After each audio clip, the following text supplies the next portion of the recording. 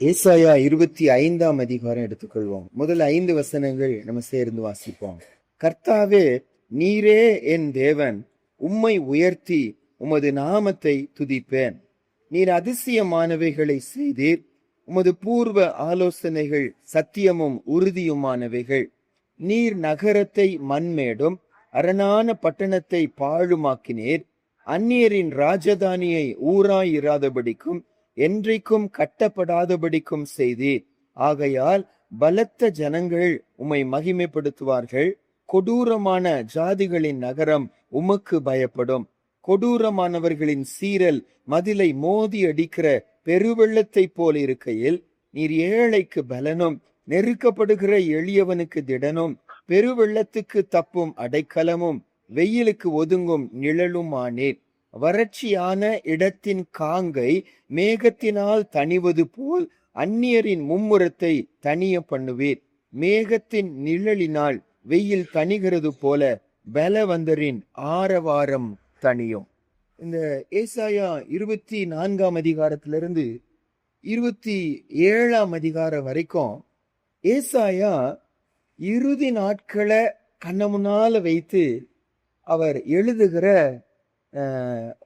ஒரு வார்த்தைகள் என்று சொல்லி இந்த 4 அதிகாரங்களை சொல்லுவாங்க. 24, 25, 26, 27 அப்போகாலிஃபா அப்படின்னு சொல்லி சொல்லுவாங்க. அவருடைய இறுதியை கண்ண முன்னால வச்சு, இஸ்ரவேல் ஜனங்களுடைய இறுதியை கண்ண முன்னால வச்சு இந்த பாடல்களை, இந்த 25ஆம் அதிகாரம் ஒரு பாடலை போல எழுதப்பட்டது. கர்த்தரை துதிச்சு பாடுகிறார். அது வரைக்கும் யூத ஜனங்களுக்கு, இஸ்ரவேல் ஜனங்களுக்கு வரப்போகிற அழிவை குறித்து பேசுகிறார். கர்த்தருடைய பிள்ளைங்களுக்கு அவர்களை சிக்ஷிப்பதற்கு ஆண்டு பயன்படுத்தின பாபிலோன், அசீரியா, எகிப்து, மற்ற நாடுகளுக்கு வரக்கூடிய நியாய தீர்ப்பை குறித்தெல்லாம் பேசுகிறார். இப்படியெல்லாம் பேசிட்டு வந்தவர் சடனா இறுதி நாட்களை கண்ண முன்னால கொண்டு வருகிறார். தன்னுடைய ஜனங்களை கர்த்தர் உயர்த்தி வைக்கிற விதங்கள், தன்னுடைய ஜனங்களை நடத்துகிற விதங்கள், அதெல்லாம் மனதில் வைத்து கர்த்தரை துதிப்பதை பார்க்கிறோம். அப்ப இந்த 5 வசனங்களில இறுதியை கண்ண முன்னால வச்சு ஏசாயா துதிக்கிறத பார்க்கிறோம். அப்ப எனக்கு உங்களுக்கும் எல்லாத்த விட ஒரு தேவ பிள்ளை பெருமை கொள்ள வேண்டியது அல்லது தன்னை தேற்றி கொள்ள வேண்டியது என்னன்னா, இறுதியை கண்ண முன்னால வச்சு நம்ம என்ன செய்யணும்? ஆண்டவரை துதிக்கணும்.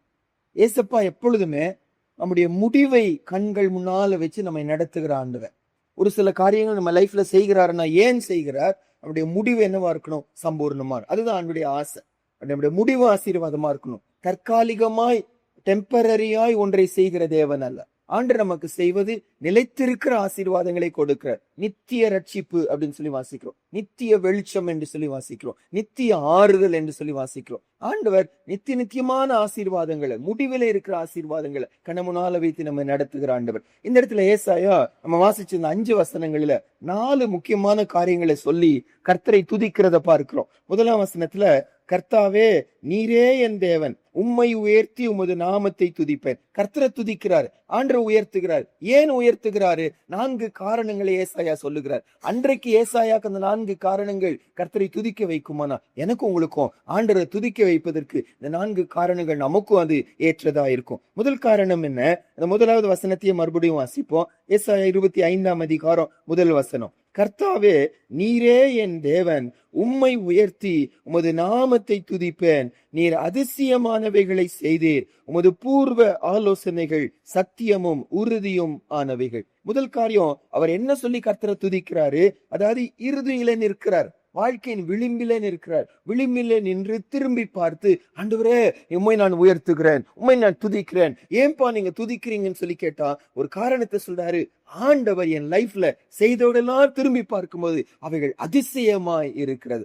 ஆண்டவர் அதிசயமானவைகளை செய்யக்கூடிய ஒரு தேவன். ஒரு முறை ஒரு தாய் தன் பிள்ளைகிட்ட ஆண்டவர் பைபிள்ல செஞ்ச மேன்மையானவைகளை சொல்லிட்டு வர்றாரு. தன்னுடைய வாழ்க்கையில கர்த்தர் நடத்தின விதங்கள் எல்லாம் சொல்லிட்டு, ஆண்டவர் எவ்வளவு அதிசயமானவர் அல்லவா அப்படின்னு சொல்லி தன்னுடைய குழந்தையோடு பேசிட்டு வந்தார். சின்ன குட்டி இப்பதான் கர்த்தரை குறித்து அறிஞ்சிட்டு வருகிறது. அந்த குழந்தையோடு பேசினாங்களா, இஸ் நாட் காட் வண்டர்ஃபுல், ஆண்டவர் எவ்வளவு ஆச்சரியமானவர் அல்லவான்னு சொல்லி கேட்ட போது அந்த குட்டி கொஞ்சம் கூட சலனம் அடையாம சொல்லிச்சுன்னா, அவர் அதிசயமானவரா இல்லைன்னா அவர் தேவனா என்ன செய்ய முடியாது? இருக்க முடியாது. நம்ம போலதான் சாதாரணமா செய்வாருன்னு அவர் தேவனே அல்ல.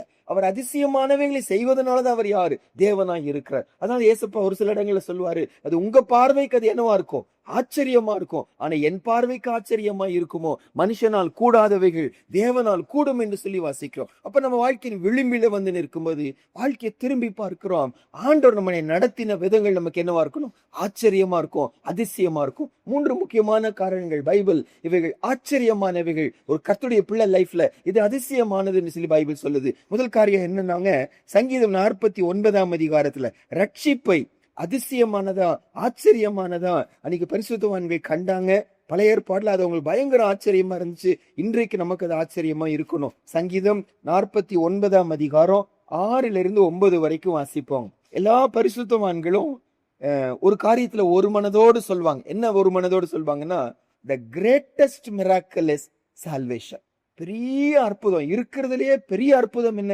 ரட்சிப்பு தான் பெரிய அற்புதம். ஏன்னா அதை கொடுப்பதற்காக தான் தேவகுமாரன் என்னவோ வந்தாரு, மனுஷகுமாரனா வந்தார். உயிரோட எழுப்புவதற்காக இந்த பூமிக்கு வரல, கண்களை சுகமாக்குவதற்காக வரல, வியாதியை சரிபடுத்துவதற்காக வரல. அவர் வந்தது எதற்காக? மீட்பு கொடுப்பதற்காக வந்தார். அப்ப அந்த மீட்பு என்பது ஒரு பெரிய அற்புதம். இந்த இடத்துல வாசிக்கிறோம் பாருங்க, 49ஆம் சங்கீதம் 6ஆம் வசனத்திலிருந்து 9வது வசனம் வரைக்கும் வாசிப்போம். தங்கள் செல்வத்தை நம்பி தங்கள் திரளான ஐஸ்வர்யத்தினால் பெருமை பாராட்டுகிற ஒருவனாவது தன் சகோதரன் அழிவை காணாமல் இனி என்றைக்கும் உயிரோடு இருக்கும்படி எவ்விதத்தினாலாவது அவனை மீட்டு கொள்ளவும் அவன் நிமித்தம் மீட்கும் பொருளை தேவனுக்கு கொடுக்கவும் கூடாது. அவர்கள் ஆத்தும மீட்பு மிகவும் அருமையாயிருக்கிறது, அது ஒரு போதும் முடியாது. மனுஷனுடைய முயற்சியினால் அது முடியாது. அது அதிசயமானது, அது அற்புதமானது. ஆண்டு நம்ம கொடுக்கிற இந்த விலையேற பெற்ற ஒரு மீட்பு அதிசயமானது. இப்போ ஒருவேளை நமக்கு வேல்யூ தெரியாம இருக்கலாம். ஆனா ஒரு நாள் விளிம்புல போய் நிற்கும் போது அந்த மீட்பு தான் தீர்மானம் பண்ணும், உள்ள நுழையிறோமா இல்லையான்னு சொல்லி. மீட்கப்பட்டவர்கள் மட்டும்தான் உள்ள என்ன செய்வாங்க? நுழைவாங்கன்னு வசனம் சொல்லுது. அன்னைக்கு அதோட மேன்மை நம்ம என்ன செய்வோம்? புரிந்து கொள்வோம். இப்ப பாருங்க, நிறைய திட்டங்கள் குறித்து அரசாங்கம் கொடுக்கிறது. என்னது? மெடிக்கல் திட்டங்கள், பல காரியம் இருக்கிறது. அந்த தேவை வரும்போதுதான், ஐயோ அன்னைக்கு நான் வாங்கி வச்சது எவ்வளவு நல்லதா போச்சுன்னு சொல்லி நம்ம என்ன செய்வோம்? நம்ம யோசிப்போம். ஒரு சில காரியங்கள் அன்னைக்கு வாங்கலன்னா இன்னைக்கு பெரிய பிரச்சனைக்குள்ள நம்ம போயிருப்போம். எல்லாத்தோட பெரிய பிரச்சனை என்ன? நரகம்ங்கிற பிரச்சனை. மீட்புங்கிற ஆசீர்வாதத்தை நம்ம பெற்றுக்கொள்ளலன்னா என்னதான் பக்திமானா இருக்கலாம், அந்த இறுதியில போய் நிற்கும் போது மீட்பு மட்டும்தான் உள்ள நுழைவதற்கு எனக்கு பாஸ்போர்ட்டா என்ன செய்யும்? இருக்குன்னு வாசி. அதான் இங்க சங்கீதக்காரன் சொல்லுகிறாங்க, அந்த மீட்பு அருமையானது, அது ஒருபோது மனுஷ முயற்சினால, காசுனால, எந்த முயற்சினால முடியவே முடியாதுன்னு வாசிக்க. இரண்டாவது ஆசீர்வாதம் என்னன்னாங்க, உபாகமம் 4ஆம் அதிகாரம் 8வது வசனம். இந்நாளில் நான் உங்களுக்கு விதிக்கிற இந்த நியாயப்பிரமாணம் முழுமைக்கும் ஒத்த இவ்வளவு நீதியுள்ள கட்டளைகளையும் நியாயங்களையும் பெற்றிருக்கிற வேற பெரிய ஜாதியும் எது? அதுக்கு முன்னால 5ஆம் வசனமும் 6வது வசனமும் வாசிப்போம் பாருங்க. 5வது அதே அதிகாரத்துல உபாகமம் 4:5-6. நீங்கள் சுதந்தரித்துக் கொள்ளும்படி பிரவேசிக்கும் தேசத்தில் நீங்கள் கை கொள்ளும் பொருட்டு என் தேவனாகிய கர்த்தர் எனக்கு கற்பித்தபடியே நான் உங்களுக்கு கட்டளைகளையும் நியாயங்களையும் போதித்தேன். ஆகையால் அவைகளை கை கொண்டு நடவுங்கள். ஜனங்களின் கண்களுக்கு முன்பாகவும் இதுவே உங்களுக்கு ஞானமும் விவேகமுமாய் இருக்கும். அவர்கள் இந்த கட்டளைகளை எல்லாம் கேட்டு இந்த பெரிய ஜாதியே ஞானமும் விவேகமும் உள்ள ஜனங்கள் என்பார்கள். கர்த்தருடைய வசனத்தை பிரஜாதிகள் கேட்கும்போது, கர்த்தருடைய வசனத்தை கை கொள்வதனால நம்ம வாழ்க்கை மாற்றப்பட்டதை பார்க்கும்போது ஜனங்கள் ஆச்சரியப்படுவாங்களாம். 119ஆம் சங்கீதம் 18வது வசனம், பலரு மனப்பாடமா தெரிஞ்ச வசனம்.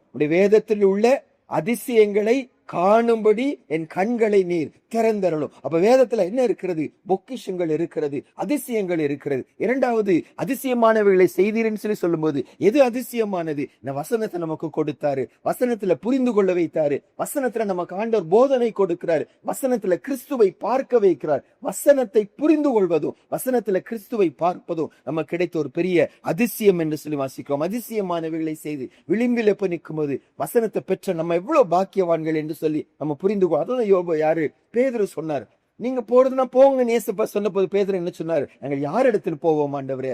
நித்திய ஜீவ வசனங்கள் உம்மிடத்தில் உண்டே, நித்திய ஜீவனுக்கு என்னை கொண்டு சொல்லக்கூடியது இந்த வசனம் தான். அன்றைக்கு புரிந்து கொள்வோம், இந்த வசனத்துக்காக நன்றி சொல்வோம். ஏசாயா கர்த்தருக்கு நன்றி சொல்லுகிறார். மூன்றாவது எதற்காக நன்றி சொல்லுகிறாருன்னாங்க, 139ஆம் சங்கீதத்துலங்க முதல் 6 வசனம் வாசிப்போம். அதாவது கர்த்தர் நம்ம மேல காட்டுகிற அக்கறை, கர்த்தர் நம்மை the care God has for us, ஆண்டவர் நம்மை விசாரிக்கிறது, நம்ம மேல காண்பிக்கிற அக்கறை ரொம்ப ஆச்சரியமானது. 139ஆம் சங்கீதத்துல 6வது வசனத்தை வாசிப்போம். அதுக்கப்புறம் மேல முதல் 5 வசனம் வாசிப்போம். ஒரு காரியம் எனக்கு ஆச்சரியமா இருக்கு அப்படிங்கிறார் தாவீது. எதை குறித்து சொல்லுகிறாரு?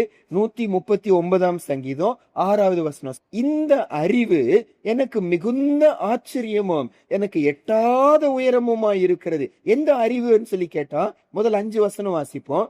கர்த்தாவே, நீர் என்னை ஆராய்ந்து அறிந்திருக்கிறீர், என் உட்காருதலையும் என் எழுந்திருக்குதலையும் நீர் அறிந்திருக்கிறீர், என் நினைவுகளை தூரத்திலிருந்து அறிகிறீர், நான் நடந்தாலும் படுத்திருந்தாலும் என்னை சூழ்ந்திருக்கிறீர், என் வழிகள் எல்லாம் உமக்கு தெரியும், என் நாவில் சொல் பிறவாததற்கு முன்னே இதோ கர்த்தாவே அதையெல்லாம் நீர் அறிந்திருக்கிறீர், முற்பிறத்திலும் பிற்பிறத்திலும் நீர் என்னை நெருக்கி உமது கரத்தை என் மேல் வைக்கிறீர். என்னை விசாரிக்கிறது, என்னை தேடுவது, என்னை நேசிப்பது, என் மேல அக்கறை கொள்வது என்னால புரிந்து கொள்ளவே முடியல. ஆண்டவரே, இவ்வளவு பெரிய ஒரு தேவன் என்ன போய் நேசிக்கிறீங்களா? அதான் 8வது சங்கீதத்துல 4வது வசனத்துல 3:4 நீங்க வாசிக்கும் போது வானத்தை பார்க்கிறாரா, சூரியனை, சந்திரனை, நட்சத்திரங்களை பார்க்கிறார், அதன் மகிமையை பார்க்கிறார். இதையெல்லாம் சிருஷ்டித்த தேவன் என்னை விசாரிக்கிறதுக்கு நான் ஏமாத்திரம், என் மேல அக்கறை கொள்வதற்கு நான் ஏமாத்திரம். யோபு இன்னும் ரொம்ப தெளிவா சொல்லுகிறாரு. அதை மட்டும் நம்ம வாசிப்போம். யோபுவின் புஸ்தகம் 7ஆம் அதிகாரம் 17-18. யோபுவை கர்த்தர் விடாம பின்தொடர்கிறாராம், நேசிக்கிறாராம், கவலை கொள்ளுகிறாராம். அது அவருக்கு ஆச்சரியமா இருக்கிறதா? வாசிப்போம். மனுஷனை நீர் ஒரு பொருட்டாக எண்ணுகிறதற்கும் அவன் மேல் சிந்தை வைக்கிறதற்கும் காலைதோறும் அவனை விசாரிக்கிறதற்கும் நிமிஷந்தோறும் அவனை சோதிக்கிறதற்கும் அவன் எம்மாத்திரம். இந்த 4 காரியத்தை கர்த்தர் நம்ம வாழ்க்கையில செய்கிறார். என்னை ஒரு பொருட்டாக என்ன செய்கிறாரு? நினைக்கிறார், என் மேல சிந்தை வைக்கிறார், காலைதோறும் என்னை விசாரிக்கிறார், நிமிஷந்தோறும் என்னை சோதிச்சுட்டே வருகிறார். யோபு சொல்லுகிறான், எம்மாத்திரம் ஆண்டவரே, ஏன் இவ்வளவு என்ன போய் பெரிய ஆளா நீங்க பாக்குறீங்க? அதான் இறுதியில இந்த ஏசாயா இறுதியில போய் நிற்கிறாரு. ஆண்டவரே, உடைய கிரியைகள் அதிசயமானவைகள், 3 கிரியைகள் அதிசயமானவைகள், ரட்சிப்பு அதிசயமானது, அவருடைய வசனம் அதிசயமானது. இந்த ஒரு பெரிய தேவன் என்னை நேசிப்பது, என்னை விசாரிப்பது, என்னை பின்தொடர்ந்து வருகிறது, ஏன் காரியத்துல கவனம் கொள்வது, அது அதிசயமானது. அதை நினைச்சு ஏசாயா துதிக்கிறத பார்க்கிறோம். 2வதாக ஏசாயா எதை நினைச்சு துதிக்கிறாரு? ஏசாயா 25ஆம் அதிகாரத்துக்கு மறுபடியும் வருவோம். ஏசாயா 25ஆம் அதிகாரம் அந்த முதல் வசனத்தை மறுபடியும் ஒரு விஷயம் வாசிப்போம். கர்த்தாவே, நீரே என் தேவன், உம்மை உயர்த்தி உமது நாமத்தை துதிப்பேன். நீர் அதிசயமானவைகளை செய்தீர், உமது பூர்வ ஆலோசனைகள் சத்தியமும் உறுதியும் ஆனவைகள். 2வது எதை நினைச்சு ஏசாயா துதிக்கிறாரு? அந்த விளிம்பில போய் நிற்கும் போது திரும்பி பார்த்து சொல்லுகிறாரு, ஆண்டவர் எனக்கு கொடுத்த ஆலோசனைகள் அவைகள் எவ்வளவு உறுதியாய் இருந்திருக்கிறது, எவ்வளவு உண்மையாய் இருந்திருக்கிறது. அந்த இறுதியில போய் நிற்கும் போதுதான் நம்ம அதை புரிந்து கொள்வோமா. ஆண்டவர் நம்ம கொடுத்த ஆலோசனைகள் படி நம்ம நடக்கும்போது வெட்கப்பட்டு போகவே மாட்டோம். அவர் வழி ஒரு நாள் தவறா இருக்கவே இருக்காது. அன்னைக்கு புரிந்து கொள்ள முடியாம போகும், ஆனா முடிவு ஆசீர்வாதமா இருக்கும். அன்னைக்கு பைத்தியக்காரத்தனமா இருக்கும், இதுக்கு போய் முக்கியத்துவம் கொடுக்க கூடாதா, இதெல்லாம் பெருசு இல்லையா? ஆனா இறுதியில போய் நிற்கும் போது கர்த்தர் அன்னைக்கு சொன்னது எவ்வளவு நன்மையானது என்ன செய்வோம், நம்ம புரிந்து கொள்ளும். நிறைய நம்ம பிள்ளைங்க கூட அவங்களுக்கு தாயா வரும்போது, அவங்க தகப்பனா வரும்போதுதான் சிறு வயதுல அவங்க அப்பா அம்மா கொடுத்த ஆலோசனைகளை யோசிச்சு பார்ப்பாங்க.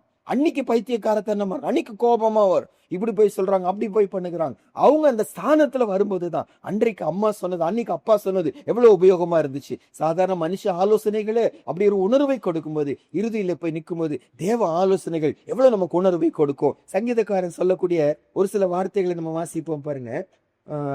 சங்கீதம் 16ஆம் அதிகாரம் 7வது வசனம். சங்கீதக்காரன் தாவீதுடைய ஒரு தனித்தன்மை என்னன்னா, என்ன ஆனாலும் சுயமா முடிவு பண்ணாம கர்த்தர்ட்ட போய் என்ன செய்வார்? விசாரிப்பார். ஆண்டவரே, நான் செய்யலாமா, நான் செய்யக்கூடாதா, யுத்தத்துக்கு போலாமா, போக கூடாதா, இப்ப போலாமா, எப்ப போனோம், எப்படி போனோம், ஒன்னொன்னு ஆண்டுகிட்ட கேட்டு கேட்டு செய்வார். ஆண்டுடைய ஆலோசனை பெற்று நடந்து வெற்றி பெற்ற ஒரு மனுஷனுக்கு நல்ல ஒரு எடுத்துக்காட்டு தாவீது தான். சரி, சங்கீதம் 16ஆம் அதிகாரம் 7வது வசனம் பாருங்க.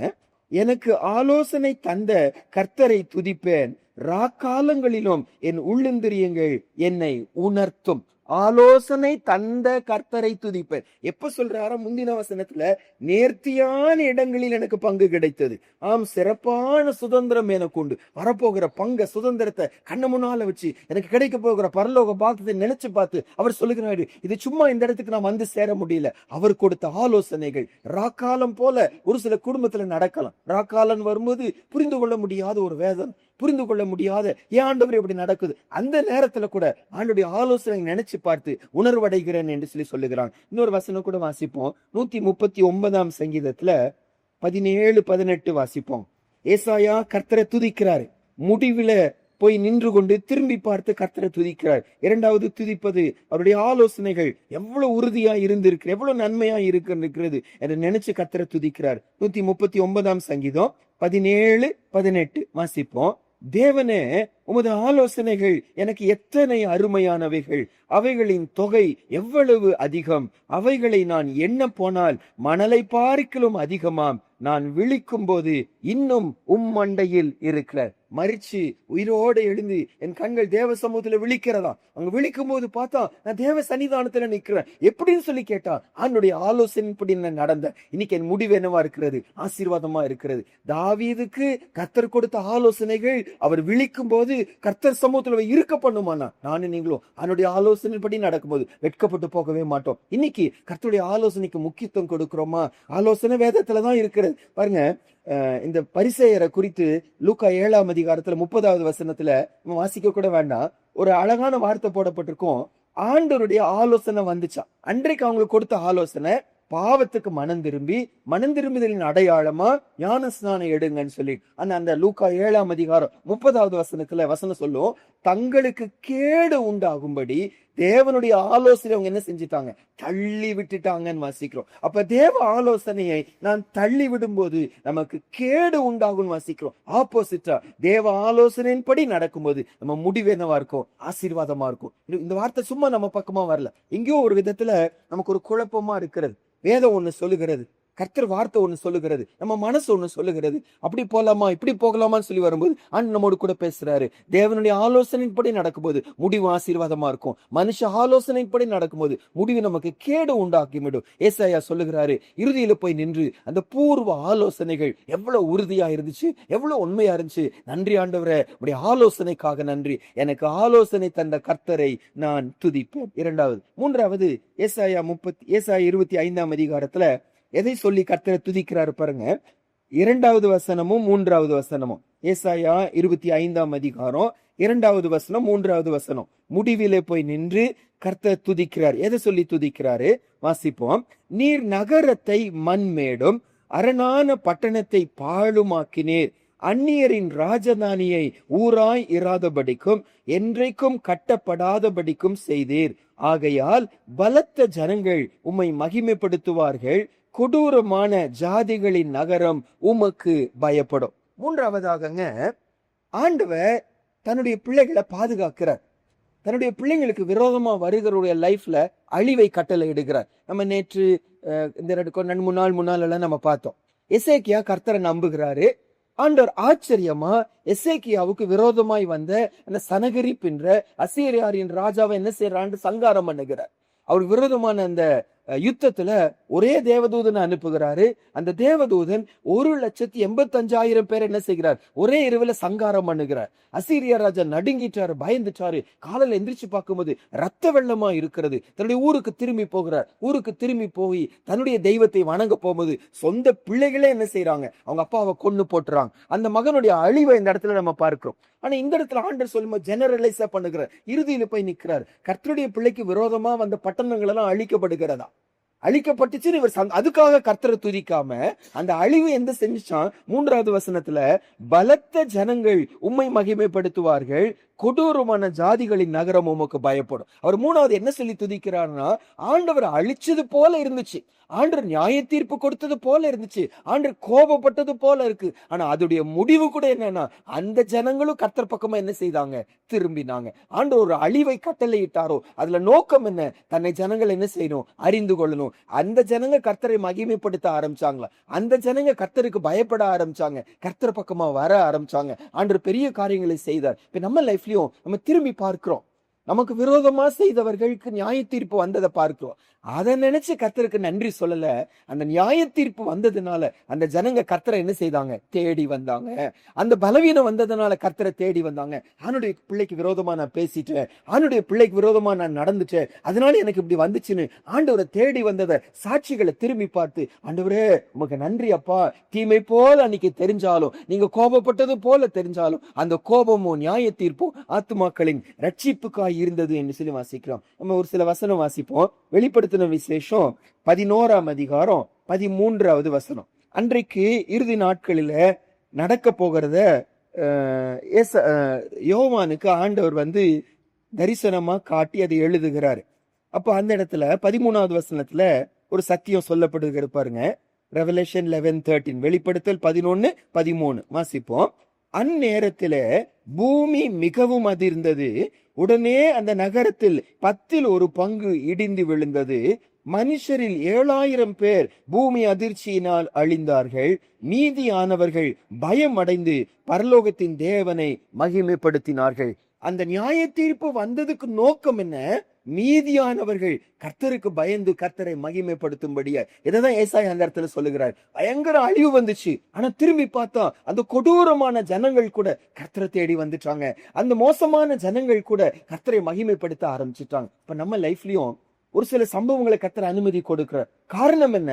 அந்த ஜனங்கள் கர்த்தருக்கு பயப்பட வைக்கணும், அந்த ஜனங்களும் கர்த்தரை மகிமைப்படுத்த வைக்கணும். ஆண்டு சூழ்நிலைகளை அனுமதி கொடுக்கிறார். நேபுகாத்நேச்சார் கர்த்தருக்கு விரோதமா நடக்கிறார். நான் கட்டின மகா பாபிலோன் என்று சொல்லி நினைக்கிறார். சடனா மேல இருந்து கீழே தள்ளப்படுகிறார். 7 வருஷம் மிருகத்தை போல இருக்கிறார். 7 வருஷம் முடிவில் அவர் சொல்லுகிறாரு, கர்த்தரே தேவன் என்று நான் உணர்ந்து கொண்டேன். நான் தான் பெரிய ஆளுன்னு நினைச்சேன், ஆனா அவர் தான் பெரியவர் என்று சொல்லி உணர்ந்து கொண்டேன் என்று சொல்லுகிறான். அப்ப கர்த்தர் அனுமதி கொடுக்கிற நியாய தீர்ப்புகள் கூட எதுக்காக? அவருக்கு மகிமை வர பண்ணுவதற்காக. அது நம்ம லைஃப்லயும் சரி, நமக்கு விரோதமா நடக்கிறவங்க லைஃப்லயும் சரி, அது இன்னைக்கு புரியாது, அன்னைக்கு நிக்கும். ஆண்டவரே அது மட்டும் நடக்கலன்னா நான் பாவத்துல போயிருப்பேன். போன வாரத்துல யாரோ சொல்லி கொண்டிருந்தாங்க, கர்த்தர் என் வாழ்க்கையில தொடலன்னா நான் ஒரு மிருகமா இருந்திருப்பேன். ஆண்டவர் என்னை தொட்டாரு, இன்னைக்கு அவருடைய பிள்ளையா என்னை மாற்றி இருக்கிறாரு. மிருக குணத்துல இருக்கிற மனுஷங்க, கொடூரமா இருக்கிற ஜனங்க நியாய தீர்ப்பை கண்டு பயந்து கர்த்தர் பக்கமா திரும்புவாங்க. அதை நினைச்சு ஏசாயா துதிக்கிறத வாசிக்கிறோம். கடைசியா அந்த ஏசாயா 25ஆம் அதிகாரத்துல 4வது காரியமா என்ன சொல்லி கர்த்தரை துதிக்கிறாரு?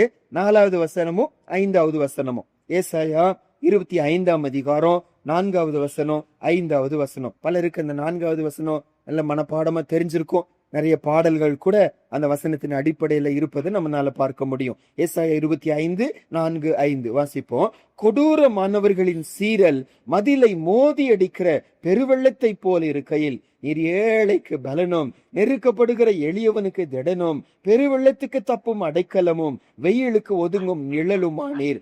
வறட்சியான இடத்தின் காங்கை மேகத்தினால் தணிவது போல் அந்நியரின் மும்முரத்தை தணிய பண்ணுவீர். மேகத்தின் நிழலினால் வெயில் தணிகிறது போல பலவந்தரின் ஆரவாரம் தனியும். கடைசியா என்ன நினைச்சு ஆண்டவர் துதிக்கிறார்? ஆண்டவரே, சத்துரு என்ன அழிக்க பார்த்தா, சத்துரு என்ன சொல்றாரு? கொடூரமானவர்களின் சீரல் மதிலை மோதி அடிக்கிற வெள்ளம் போல இருந்து நம்ம லைஃப்ல பிசாசு பயங்கரமா எதிர்த்து வந்திருக்கலாம், பயங்கரமான அழிவை கொண்டு வர ட்ரை பண்ணி இருக்கோம். ஆனா முடிவுல கர்த்தர் தான் என்ன செய்த? வெற்றி பெற்றார். கர்த்தர் ஜெயம் பெற்றார். ஆபத்து வந்துச்சு, போராட்டம் வந்துச்சு, குடும்பத்துல பிரிவினை வருவது போல இருந்துச்சு, அவமானம் வருவது போல இருந்துச்சு, அவ்வளவுதான் என்ற நிலை வந்துச்சு. ஆனா கர்த்தர் கடைசி நிமிஷம் என்ன செய்தார்? என்னை தூக்கி எடுத்தார். கர்த்தருக்கு நன்றி என்று சொல்லி அந்த இறுதியில போய் நிற்கும் போது, ஆண்டவரே, சத்துரு என்ன அழிக்க பார்த்தான், ஆனா நீங்க விடவில்லையே, என்னை தூக்கி எடுத்தீங்களே, உமக்கு நன்றி ஆண்டவரேன்னு சொல்லி கர்த்தரை துதிக்கிறவர்களா இருப்போம். 2 வசனம் வாசிச்சு முடிச்சிருவோம்.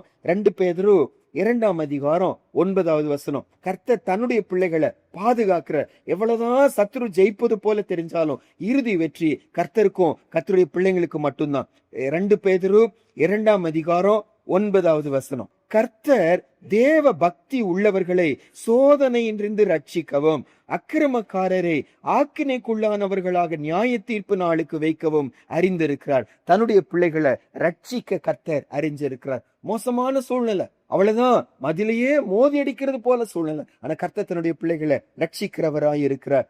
34ஆம் சங்கீதம் 17, 18, 19 வாசிப்போம். நீதிமான்கள் கூப்பிடும் போது கர்த்தர் கேட்டு அவர்களை அவருடைய எல்லா உபத்திரவங்களுக்கும் நீங்களாக்கி விடுகிறார். நொறுங்குண்ட இருதயம் உள்ளவர்களுக்கு கர்த்தர் சமீபமாய் இருந்து நறுங்குண்ட ஆவி உள்ளவர்களை ரட்சிக்கிறார். நீதிமானுக்கு வரும் துன்பங்கள் அநேகமாய் இருக்கும். கர்த்தர் அவைகள் எல்லாவற்றிலும் நின்று அவனை விடுவிப்பார், எல்லாவற்றிலும் இருந்து விடுதலைப்பார். 17ஆம் வசனத்துல எல்லா உபத்திரவங்களுக்கும் நீங்களாக்கி விடுகிறார். உபத்திரவம், பாடு, வேதனை ஒரு தேவ பிள்ளையோட லைஃப்ல டெய்லி இருப்பது போல இருக்கலாம். ஆனால் நம்ம தோற்று போக மாட்டோம், அழிந்து போக மாட்டோம். அந்த மதிலை மோதி அடிக்கிறது போல இருந்தாலும் அது நமக்கு ஒண்ணும் செய்யாது. அதுக்கு பதிலா கர்த்தர் தன் கைகளை உயர்த்துவார், கர்த்தர் நம்மை பாதுகாப்பார். இறுதியில போய் நிற்கும்போது எவ்வளவு கொடூரமான சீர நமக்கு விரோதமா வந்திருந்தாலும் கர்த்தர் இறுதியில ஜெயம் எடுத்ததை பார்த்து ஆண்டவருக்கு நம்ம நன்றி சொல்வோம். 4 காரியங்கள், கர்த்தரை துதிக்கிற காரியங்கள் இந்த இடத்துல வாசிக்கிறோம். அவர் அதிசயமானவைகளை செய்தார். ரட்சிப்பு அதிசயமானது, வசனத்துக்கு நம்ம அறிவது அதிசயமானது, தேவன் நம்மை விசாரிப்பது அதிசயமானது. 3வது அவருடைய ஆலோசனைகள் எவ்வளவு ஆச்சரியமா இருந்துச்சு. அந்த ஆலோசனைப்படி நடந்ததுனாலதான் இன்றைக்கு இந்த முடிவில் கர்த்தர் சன்னிதானத்தில் நம்ம நிக்கிறோம் சொல்லி வாசிக்கிறோம். 3வது எதிரிக்கு நியாய தீர்ப்பு கொடுப்பது போல தெரிந்தாலும் அதுவும் அவர்கள் ரட்சிப்புக்காக தான் கர்த்தர் செய்தார். 4வது ஏன் லைஃப்ல சத்ரு பயங்கரமா வந்த போது கர்த்தர் ஜெயம் எடுத்தார். ஆண்டவருக்கு நம்ம நன்றி சொல்வோம். கர்த்தர் கையில நீ காலையில நம்ம அர்ப்பணிப்போம். நம்ம ஆண்டவரை நீ காலையில உற்சாகப்படுத்துவது இன்றைக்கு புரிந்து கொள்ள முடியாம போகலாம். என்னை நடத்துகிற பாதை ஆண்டவர், ஏன் ஆண்டவரே அனுதினமும் கண்ணீரின் பாதையிலே நான் போறேனே, அனுதினமும் இதே நிந்தையான பேச்சுக்களை நான் கேட்டுக்கொண்டே இருக்கிறேனே, அனுதினமும் என்னால புரிந்து கொள்ள முடியாததா இருக்கிறது அப்பா, என்றைக்கு விடிவு, என்றைக்கு விடிவு நம்ம யோசிக்கிறோம். ஆனா ஆண்டவர் சொல்றார், மகனே மகளே நீ முடிவையும் கண்ணு முன்னால வைத்துக்குங்க. கர்த்தரை நம்புகிறவங்க முடிவு ஆசீர்வாதமா இருக்கும். நீ உத்தமனை நோக்கி செம்மையானவனை கவனித்திரு, அவனுடைய முடிவு சமாதானம் சொல்லி வசனம் சொல்லு. நம்முடைய முடிவு சமாதானமா இருக்கும், முடிவு சம்பூர்ணமா இருக்கும். இன்னும் கொஞ்ச காலம்தான், இந்த பாடு சீக்கிரம் கடந்து போயிடும். அது சீக்கிரம் கடந்து போகிற லேசான உபத்திரவம், நித்திய கனமகிமை நமக்காக காத்திருக்கிறது.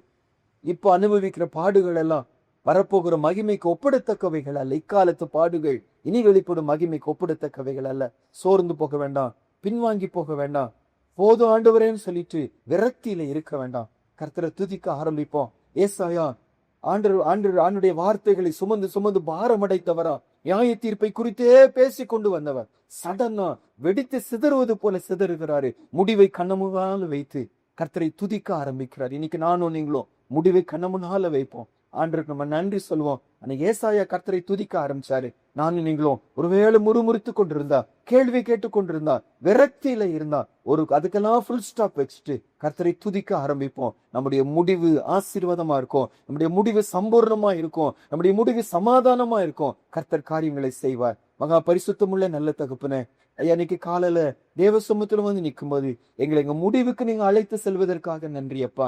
முடிவில போய் நிற்க வைப்பதற்காக ஸ்தோத்திரம். முடிவில நிற்க வச்சு திரும்பி பார்த்து நீங்க செய்த அதிசயமானவைகளை நினைத்து பார்க்க வைக்கிறீங்க. உடைய பூர்வ ஆலோசனைகளை நினைத்து பார்க்க வைக்க போறீங்க. நியாய தீர்ப்புகளில கூட கர்த்தருடைய அந்த மனம் திரும்புதலுக்கு நீங்க முக்கியத்துவம் கொடுத்ததை நாங்க திரும்பி பார்க்கிறோம். எங்க லைஃப்ல சத்ரு கொடூரமானவனாய் எங்களை மதிலை மோதி அடிக்கிறது போல இருந்தாலும் கர்த்தர் ஜெயம் எடுத்ததை நாங்க பார்க்கிறோம். எங்களுக்கு நிழலொதுக்காய் இருந்தது ஆண்டவரே, எங்களுக்கு பலனாய் இருந்தது, எங்களுக்கு நீங்க ஆதரவாய் இருந்தது, திடனாய் இருந்ததெல்லாம் திரும்பி பார்த்து எவ்வளவு அழகா எங்களை நடத்தி வந்திருக்கிறீங்க. ஒரு துன்பத்துல கூட, ஒரு உபத்திரவத்துல கூட எங்களை தனியா விட்டுட்டு போகவே இல்லை ஐயா. எங்களை சுமந்து வந்ததை நாங்க திரும்பி பார்த்து உங்களுக்கு நன்றி சொல்ல போறோம். இன்னைக்கு நாங்க உபத்திரவத்துல போறது போல இருந்தாலும் நாங்க தனியா இல்ல ஆண்டவரே. எங்களை தூக்கி சுமக்கிற ஒரு தேவன் உண்டு, எங்களை ஏந்துகிற ஒரு தேவன் உண்டு. மரண பள்ளத்தாக்காய் இருந்தாலும் எங்களோடு கூட இருக்கிற ஒரு தேவன் உண்டு. அதை நினைச்சு நாங்க பலன் கொள்ள விழிக்கும்போது உம்மண்டையில் நாங்க வந்து இருக்க போகிறோம். அந்த சந்தோஷத்தை நினைச்சு பார்த்து இதெல்லாம் சீக்கிரம் கடந்து போயிடும், இதெல்லாம் எங்களுக்கு தேவை, இப்படி போனாதான் தேவனுடைய ராஜ்யத்துக்கு போக முடியும்னு சொல்லி உபத்திரவத்தின் நடுவிலும் பாடுகளின் நடுவிலும் ஏசாயா கர்த்தரை துதித்தது போல, ஆண்டவர் உயரமானவராய் பார்த்தது போல நாங்களும் அப்படி செய்ய எங்களுக்கு அனுக்கிரகம் செய்யுங்க. முறுமுறுப்பை எடுத்து போடுங்க ஏசப்பா. ஒடுங்கின ஆவியை எங்களை விட்டு எடுத்து போடுங்க. துதியின் ஆடையை எங்க மேல போடும்படியா நாங்கள் ஜெபிக்கிறோம். இந்த நாள் நாங்க முறுமுறுக்க போகிறது இல்ல, இந்த நாள் நாங்க கேள்வி கேட்க போறது இல்ல, இந்த நாள் நாங்க துக்கப்பட்டு ஓரத்துல உட்கார போகுது இல்ல. அதுக்கு பதிலா அன்றைய கர்த்தரை துதிக்கிறவர்களா, கர்த்தரை ஸ்தோத்திரிக்கிறவர்களா, ஆண்டவருக்கு நன்றி செலுத்துகிறவர்களா, என்ன நடந்தாலும் இதன் முடிவு சமாதானமா இருக்கும், இந்த முடிவு ஆசீர்வாதமா இருக்கும் என்று சொல்லி முடிவையே கண்ண முன்னால வச்சு ஆண்டவரை தொழுது கொள்கிறவர்களா எங்களை மாற்றுவதற்காக நன்றி அப்பா. சத்ரு எங்களை அழிக்க பிரயாசப்பட்டாலும் நீர் எங்களை துதிக்கிறவர்களா நீங்க மாற்றுகிறதற்காக உமக்கு நன்றி செலுத்துகிறோம். துதிகன மகிமை உமக்கு செலுத்துகிறோம். இயேசுவின் மூலம் ஜெபிக்கிறோம் நல்ல பிதாவே, ஆமென்.